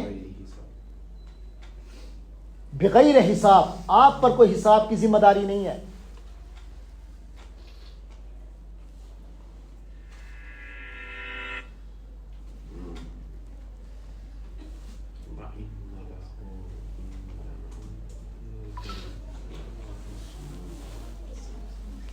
ٹھیک ہو گیا؟ یعنی اللہ تعالیٰ نے اتنی دولت دے کر، جو مالک بنا کر، دولت کا مالک بنا کر حضرت سلیمان کے حوالے کر دیا، تو یہ اختیار دیا تھا کہ جتنی چاہیں خود رکھیں، جتنی چاہیں کسی اور کو دیں۔ اور پھر فرمایا وَإِنَّ لَهُ عِندَنَا، اور حقیقت یہ ہے کہ حضرت سلیمان علیہ السلام جو ہیں عندنا، ان کی بھی ہمارے ہاں لزلفا، بہت قربت حاصل ہے، تقرب حاصل ہے انہیں ہمارے ہاں، وحسن مآب، اور ان کا بھی ہمارے ہاں بہترین ٹھکانہ ہے۔ وَاذْكُرْ عَبْدَنَا ایوب، اور نبی پاک صلی اللہ علیہ وسلم سے فرمایا گیا اور آپ یاد کیجئے ہمارے بندے ایوب، حضرت ایوب علیہ السلام کو۔ اب دیکھیں حضرت داؤد اور حضرت سلیمان کا ذکر آیا، ان کو اللہ نے خوب نعمتیں دی، تو انہوں نے اللہ کا شکر ادا کیا، کہیں اللہ کو بھولے نہیں۔ تو زندگی کے دو ہی پہلو ہوتے ہیں، جہاں کہیں تمہیں خوشی ملے، اللہ کی نعمتیں ملے، تو تمہیں شکر گزار ہونا چاہیے، اللہ کو بھولنا نہیں چاہیے۔ تو دوسری حالت کیا ہوتی ہے؟ آزمائش، تکلیف، کوئی مصیبت آ گئی، کوئی رنج آ گیا، کوئی مشکل آ گئی، تو اب صبر کرنا ہے اور ابھی بھی اللہ کو نہیں بھولنا۔ تو شکر کا پہلو ابھی گزر گئے حضرت داؤد اور حضرت سلیمان کے سیرت کے اندر، اب تذکرہ آ رہا ہے حضرت ایوب کا، جن کا معاملہ معلوم ہے آپ کو کہ صبر ایوب ایک ضرب المثل ہے، ضرب المثل ہے۔ تو تم نے صبر کو بھی اپنانا ہے، جیسے اللہ نے حضرت ایوب علیہ السلام کو ہمارے لیے ایک آئیڈیل بنایا ہے۔ فرمایا واذکر، و تذکرہ کیجئے، عبدنا، ہمارے بندے ایوب، حضرت ایوب کا، اذ نادا ربہ، جب آپ نے اپنے رب کو پکارا، انی، کہ میں، اے اللہ میری اب یہ حالت ہے کہ مسا، چھو لیا ہے، نی، مجھے آ لگا ہے، الشیطان، شیطان نے مجھے پہنچایا ہے، بے نصبن، بڑا دکھ، و عذاب، اور بڑی تکلیف۔ آپ کے جسم کو ایسی حالت ہو گئی تھی کہ شدید تکلیف میں مبتلا ہو گئے آپ۔ سر ایک دعا بھی تھی اس سے ریلیٹڈ یاری، اور قد برجلک، تو یہاں ان کے قصے کو مختصر کر کے فرمایا گیا کہ ہم نے انہیں کہا اور قد برجلک، اے ایوب اپنے پاؤں کو ماریے، زمین پر ماریے، ہاذا مغتسل، تو جب آپ نے مارا تو جو پانی کا فوارہ پھوٹا، تو فرمایا ہاذا مغتسل، یہ ہے پانی نہانے کا، باردن، جو ٹھنڈا ہے، مغتسل، جو کہ ٹھنڈا، اس میں ٹھنڈک ہے اور یہ نہانے کے لیے ہے، وشرابن، اور پینے کے لیے بھی ہے، اس سے آپ پیئیں گے بھی صحیح، اور اس میں آپ کو غسل بھی آپ کا ہوگا۔ تو اس طرح پھر اللہ تعالیٰ نے وہ جو غسل اور پینے سے، اس پانی خاص پانی تھا، اس کے پینے اور غسل سے آپ کا جسم پوری طرح ٹھیک ہو گیا۔ وَوَهَبْنَا لَهُ أَهْلَهُ، اللہ کہتے ہیں پھر ہم نے ان کو عطا کیا، وہ جو سب کچھ ان کا ختم ہو گیا تھا اور جسم شدید تکلیف میں چلا گیا تھا، تو اللہ تعالیٰ نے اچانک دوبارہ ان کے لیے سبیل پیدا کی، اور اس طرح ان کا جسم جب ٹھیک ہو گیا تو اس کے بعد اللہ کہتے ہیں وَوَهَبْنَا لَهُ، ہم نے اس کو عطا کیا، اہلہ، اس کے گھر والے بھی عطا کر دیے، وَمِثْلَهُمْ مَعَهُمْ، اور ان جیسے اور بھی عطا کر دیے ان کے ساتھ، رحمتاً منا، یہ سب ہماری رحمت کی وجہ سے تھا، وذکریٰ، اور ایک نصیحت ہے لِأُولِي الْأَلْبَابِ، عقل مند لوگوں کے لیے۔ کیونکہ آپ کو جو سنا ہے واقعہ وہ یہ ہے کہ حضرت ایوب علیہ السلام کو جب حالت بہت تکلیف دہ ہوتی گئی، سب کچھ دولت ختم ہو گئی، ہر چیز چھن گئی، تو سوائے وفادار بیوی کے کوئی آپ کے ساتھ نہیں لگتا تھا، سب چھوڑ کے چلے گئے تھے، صرف وفادار ایک بیوی تھی اور حضرت ایوب تھے، بیوی کی وفا انتہا کی تھی۔ تو اللہ فرماتے ہیں جب ان کو پھر صحت آ گئی تو اللہ تعالیٰ نے آپ کو نہ صرف صحت دی بلکہ انہیں مزید پوتے پوتیاں اور بڑا خاندان دیا اور بڑی عزت عطا فرمائی اور سب کچھ عطا فرمایا، اپنی نوازش فرمائی۔ اللہ کہتے ہیں اور ہم نے انہیں یہ بھی فرمایا وَخُذْ، اور یہ بھی فرمایا کہ خُذْ، پکڑ لیجئے، بیادی کا، اپنے ہاتھ سے، ضِغْفًا، ایک مٹھا، ٹنکوں کا ایک مٹھا پکڑ لیجئے، فَاضْرِبْ بِهِ، اور اس کے ذریعے سے ماریے، وَلَا تَحْنَثْ، اور اپنی قسم مت توڑو۔ یہ بھی ایک واقعہ ہے، وہی ایک وفادار بیوی ہی باقی بچی تھی اور کوئی نہیں بچا تھا، اور اس بیوی سے کوئی ایک ایسا کام ہو گیا تھا جس کی وجہ سے حضرت ایوب نے اپنی توحید پر، جو ان کے اپنے اندر توحید تھی، اللہ سے ایک محبت تھی، بیوی کی ایک ایسی بات کی وجہ سے آپ کو غصہ آ گیا تھا اور آپ نے فرمایا تھا کہ میں تمہیں کوئی قسم اٹھا لی تھی کہ میں تمہیں ماروں گا. اب اللہ تبارک و تعالی نے اس موقع پر فرمایا ہے، حل بتایا ہے کہ قسم کو آپ کس طرح پورا کیجئے. تو فرمایا ہم نے کہا اپنے ہاتھ میں تنکوں کا ایک مٹھا لو اور اس سے مارو. اس سے یہ ہے کہ تکلیف بھی زیادہ نہیں ہوگی، قسم بھی پوری ہو جائے گی. اور اپنی قسم مت توڑو. انا وجدناہ صابرا، اللہ کہتے ہیں بے شک ہم نے اس کو پایا ہے صابرن، بڑا صبر کرنے والا. نعم العبد، بہت ہی اچھا بندہ ہے. انہ اواب، یقیناً وہ اللہ کے ساتھ ہو، بے شک وہ خوب لو لگائے ہوئے تھے حضرت اللہ تبارک و تعالیٰ کے ساتھ.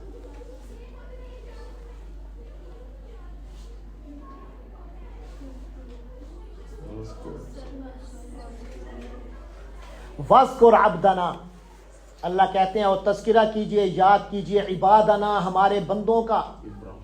اور بھی ہمارے برگزیدہ بندے ہیں، ہمارے پیغمبر ہیں، ان کا بھی تذکرہ کیجئے. ان میں اللہ تعالیٰ کچھ نام لے رہے ہیں. فرمایا ابراہیم، حضرت ابراہیم علیہ السلام، و اسحاق، اور حضرت اسحاق علیہ السلام، و یعقوب، اور حضرت یعقوب علیہ السلام، اولی الایدی والابصار، جو ہاتھوں والے تھے اور نگاہوں والے تھے. یعنی نیک عمل کرنے والے ان کے ہاتھ تھے، جو اپنے ہاتھوں سے بھی خوب نیک عمل کرتے تھے. یعنی ہاتھوں کا حق ادا کیا انہوں نے، جو اللہ نے ان کو دیا ہاتھ، اور نگاہوں کا بھی انہوں نے حق ادا کیا. دیکھنے والی آنکھیں رکھتے تھے. اور آنکھ کا اصل حق کیا ہے؟ کہ جس چیز کو دیکھو اس میں عبرت کی نگاہ سے دیکھو، اللہ یاد. تو یہ لوگ اللہ کہتے ہیں ہاتھوں والے تھے، نگاہوں والے تھے، آنکھیں رکھتے تھے. انا اخلصناہم، بے شک ہم نے ان تمام لوگوں کو خالص رکھا ہوا تھا، ہم نے ان سب کو چن لیا تھا. بخالصتن، کسی خالص وصف کے ساتھ.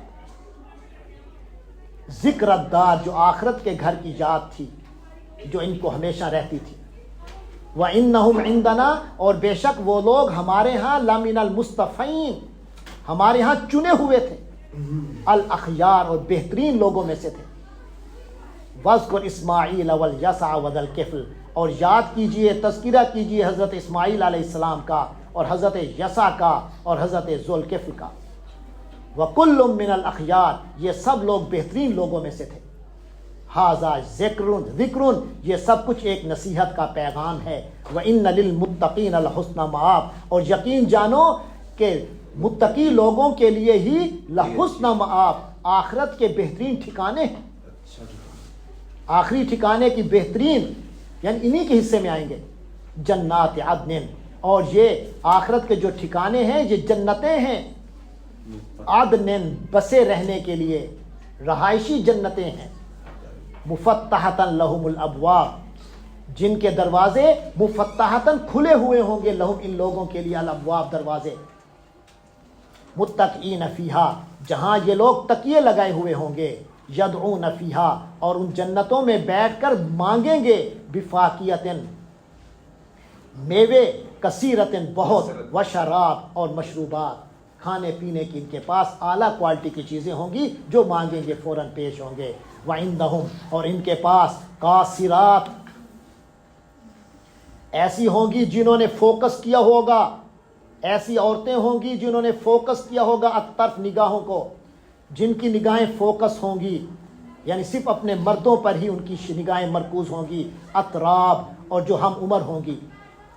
ھذا ما توعدون، یہ ہے وہ نعمتوں سے بھرپور زندگی جس کا تم سے وعدہ کیا جا رہا ہے. لیوم الحساب، یوم حساب میں، یوم حساب کے لیے. یہ ہے وہ یوم حساب کے وہ وعدے جو تم سے کیے جا رہے ہیں. ان ھذا لرزقنا، بے شک یہ ہماری عطا ہے. ما لہ من نفاد، جس کا کبھی خاتمہ نہیں ہونا. ایسی اللہ کی نعمتوں کا سلسلہ جاری ہوگا کہ جو کبھی ختم نہیں ہوں گے. فرمایا ھذا، یہ ہے. وَإِنَّ لِلطَّاغِينَ، اور یقین جانو کہ جو لوگ طاغین ہیں، طغات ہیں، جو سرکش ہیں، لشر مآب، ان کے لیے بہت برا ٹھکانہ ہے. جہنم، اور وہ ٹھکانہ جہنم ہے. یصلونہا، جس میں وہ جلتے رہیں گے. فبئس المہاد، اور وہ بدترین قسم کا، بئسا، بدترین.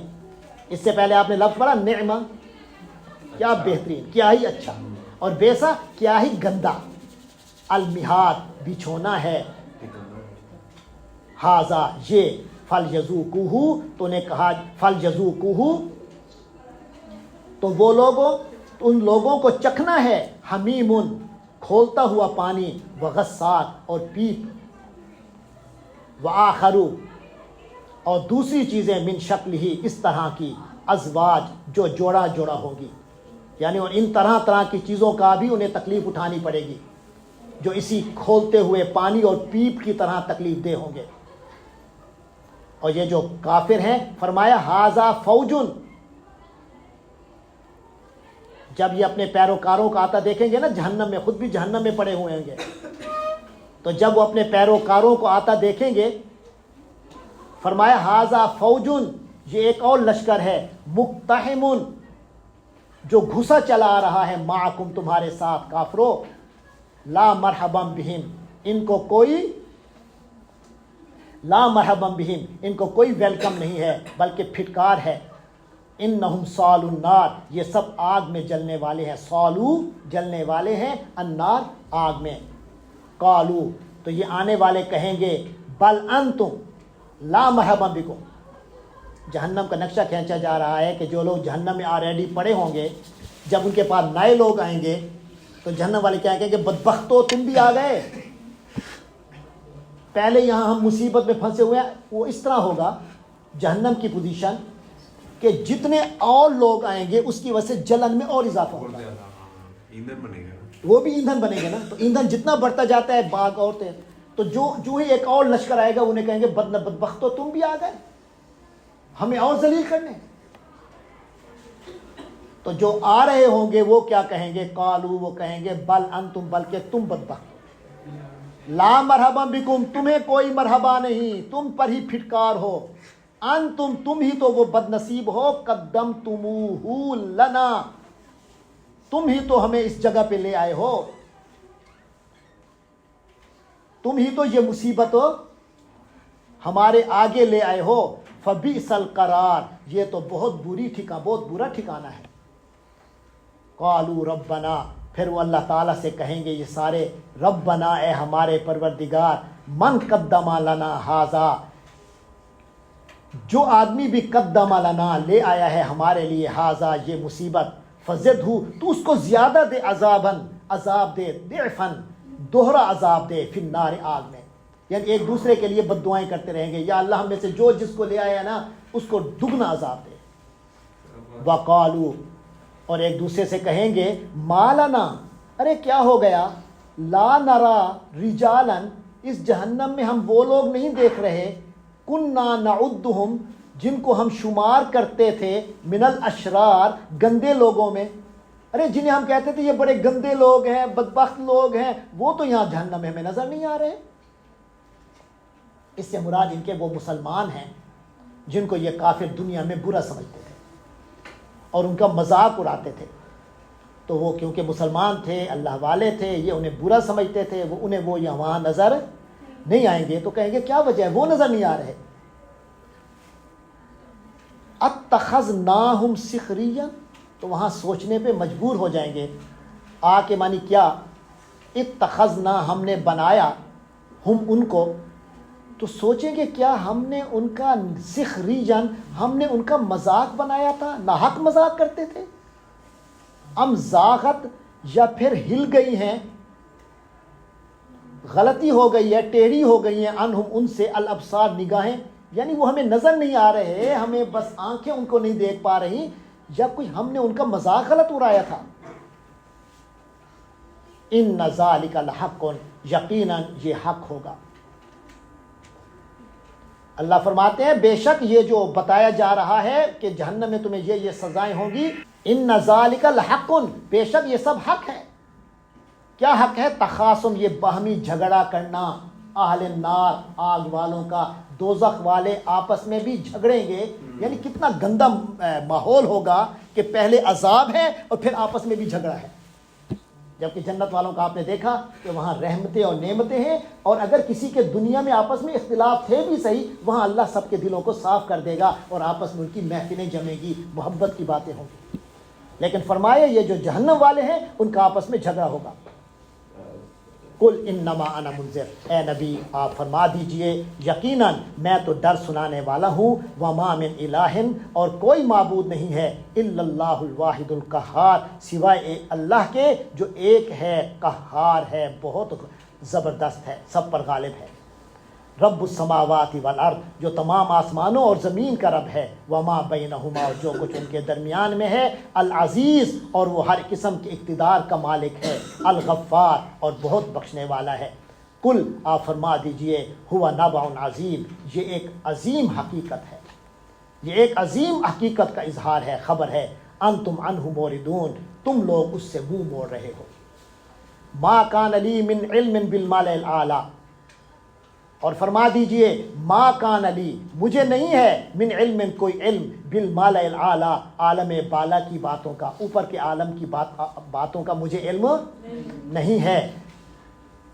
اذ یختصمون، جب وہ آپس میں سوال و جواب کر رہے تھے، یعنی فرشتے جب آپس میں، یعنی اس سے فرماتے ہیں کہ اس گفتگو کی طرف اشارہ ہے جو حضرت آدم علیہ السلام کی تخلیق کے وقت ہوئی تھی، جو فرشتے اس وقت جو آپس میں باتیں کر رہے تھے اس کی طرف اشارہ ہے، اور جو تفصیل کے ساتھ سورۃ بقرہ میں گزر چکی ہے، اور اس کا کچھ حصہ آگے آ رہا ہے۔ این یوحا الیہ، اے نبی فرما دیجئے این یوحا الیہ الا، میری طرف تو وحی نہیں ہوتا مگر سوائے اس کے، یعنی میرے پاس جو وحی آتی ہے وہ صرف اس لیے آتی ہے کہ انما، کہ میں جو ہوں نذیر، ڈر سنانے والا، خبردار کرنے والا ہوں، مبین، واضح واضح۔ اذ قال ربک للملائکہ، وہ جو فرشتوں کی باتیں ہوئی تھی مجھے ان کا کوئی پتہ نہیں تھا، علم نہیں تھا۔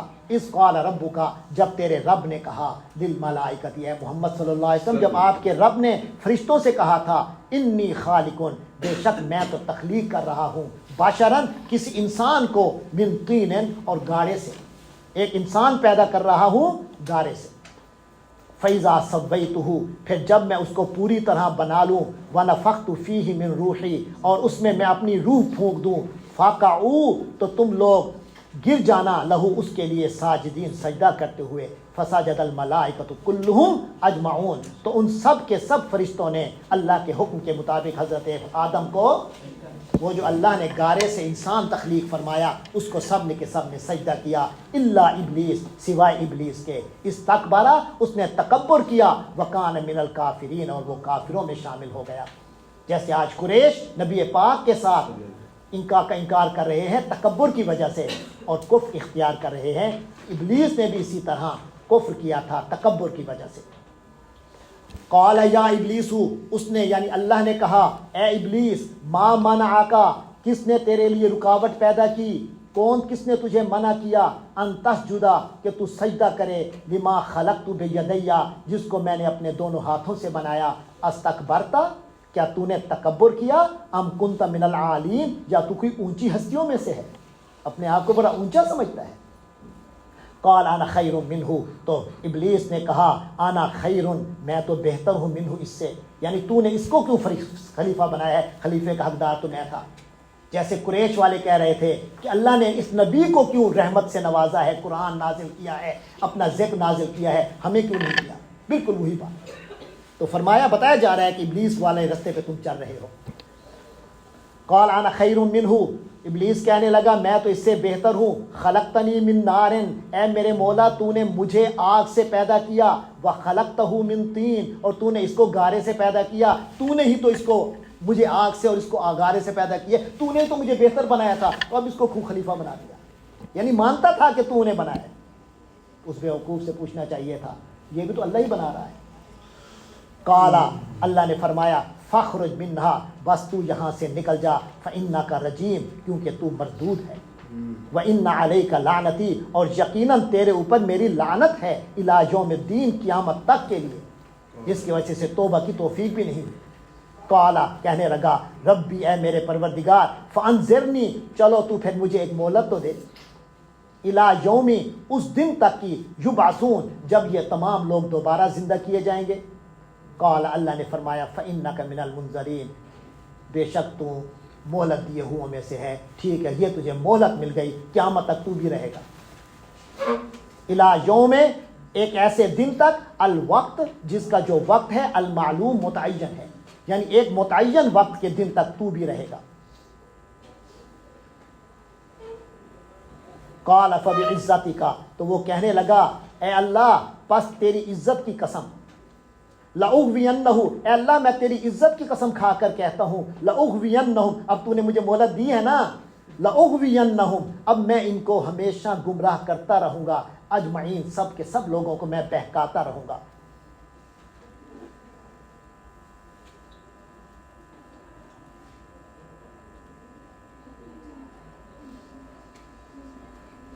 الا عبادک، سوائے تیرے وہ بندے، منہم، ان میں سے، المخلصین، جو تیرے برگزیدہ بندے ہیں۔ ہاں البتہ جو تیرے چنے ہوئے برگزیدہ بندے ہیں ان کو تو میں دھوکہ نہیں دے سکوں گا، باقیوں کو میں دوں گا۔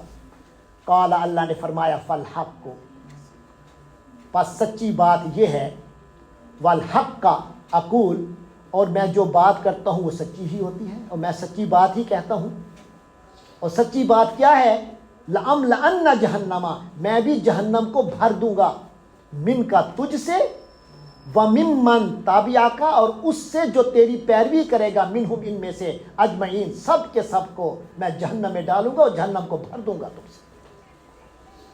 باقی رہا ان کافروں کا معاملہ، تو اے نبی، اللہ تعالیٰ پھر حضرت نبی کو، محمد صلی اللہ علیہ وسلم کو خطاب فرما رہے ہیں، فرمایا کل، اے پیغمبر آپ فرما دیجئے ان کافروں کو، ان مشرکوں کو، ما اسألکم، میں کچھ نہیں مانگتا تم لوگوں سے، علیہ، اپنی اس محنت پر، یہ جو میں اسلام کی تمہیں دعوت دے رہا ہوں اس پر میں تم سے نہیں مانگتا، من اجرن، کوئی بھی معاوضہ، کوئی بھی اجرت نہیں مانگتا، وما انا من المتکلفین، اور نہ ہی میں متکلفین میں سے ہوں، یعنی بناوٹی لوگوں میں سے نہیں ہوں کہ اظہار کچھ کروں، کہوں کچھ اور کروں کچھ۔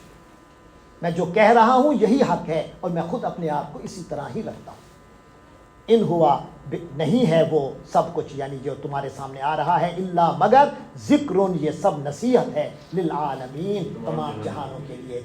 یہ صورت یہیں سے شروع ہوئی تھی نا، والقرآن ذی الذکر، پھر آخر میں فرمایا ان ہوا الا ذکر للعالمین، یہ قرآن تمام جہان والوں کے لیے نصیحت ہے۔ وَلَتَعْلَمُنَّ، اور اے لوگو تم بھی جان لوگے، یقیناً جانو گے، نَبَأَہُ، اس کی خبر،